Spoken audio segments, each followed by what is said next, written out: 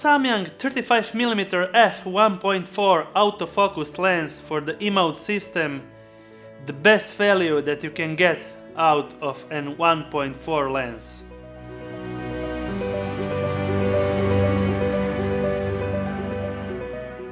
Welcome back, I'm Mauro and today I will talk you about the Samyang 35mm f1.4 autofocus for the emote system, mostly used for my video work.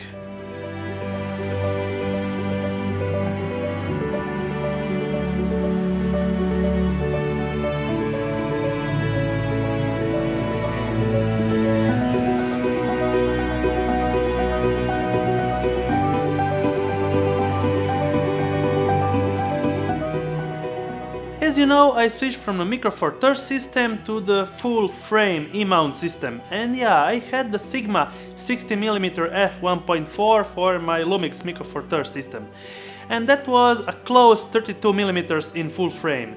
I wanted to match the same focal length with a full frame lens, and I had three choices: the Sony 35mm f1.4 GM lens, the Sigma 35mm f1.4 lens, and the Samyang AF 35mm f1.4 lens. This lens at the time of this review is around $700, and cheap doesn't mean low quality. Let's get in this review.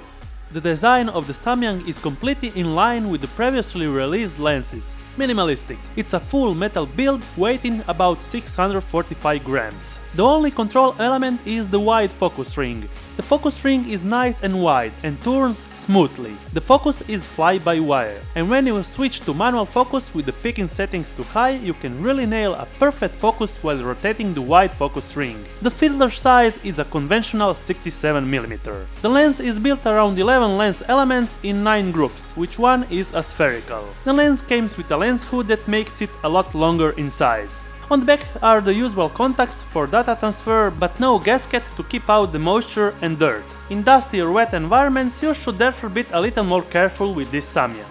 The focusing distance is pretty great, coming up to 30 cm, and near macro shots are quite great looking even if this is not a macro lens.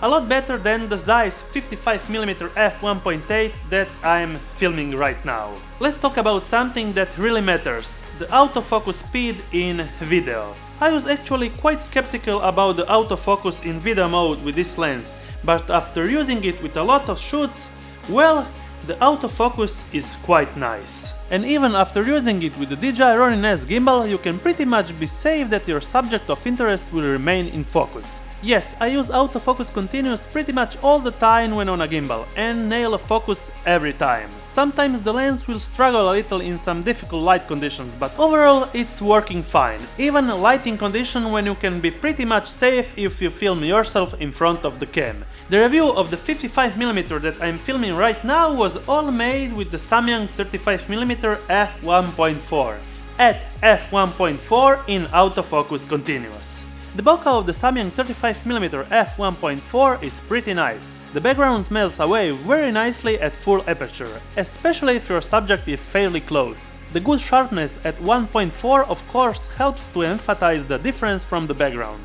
And we can say that the background bokeh is pretty perfect. Sometimes I can notice some weird lens flares on direct sunlight that can be overrun by actually using the sun hood. In video mode you will have to accept this if you are using variable ND filters like me. The Samyang 35mm f1.4 is a very good alternative to the much more expensive Sony 35 f1.4 GM. It lacks the extra weather resistance and some luxury extras like the aperture ring and the function button. But on the point that really count, it gives a little up or nothing to the Sony. The sharpness is high, the bokeh is nice, and the autofocus as it should be. Those that don't need weather sealing, additional buttons and great price, I would highly recommend this lens. So, what I don't like about this lens? Well, at 645 grams, the lens isn't light, and with the lens hood, well, it's big too. And there is a weird lens flare in some extreme shooting conditions. Nevertheless, I would pretty much consider this lens if your budget is tight and you need the full wide 1.4 aperture. That was all for today, guys. Check the bell ring icon to get notified every time I make a new video, subscribe if you really like this video, and see you in my next one.